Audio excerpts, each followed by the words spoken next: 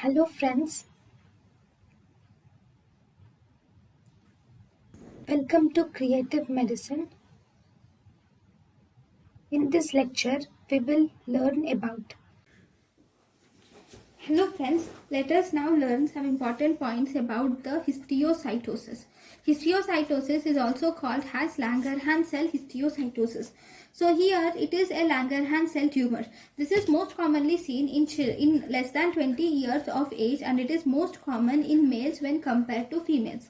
So in Langerhans cell histiocytosis or histiocytosis, here this is actually a painful lesion, and in this the patients can present with painful lesion, or they can present as asymptomatic also. Here there will be involvement of the vertebral bodies will be seen, and also there will be involvement of the flat bones, and also diaphysis of the long bones will be involved. Then the radiographically you will see presence of benign to aggressive lesions, and there will be presence of hole within hole appearance. And on histology you will see presence of, because it is an histiocytosis, so you will see multiple multinucleated giant cells with eosinophils. Histiocytes are seen, and the cytoplasm of them will also contain tennis racket appearance or Birbeck granules are seen.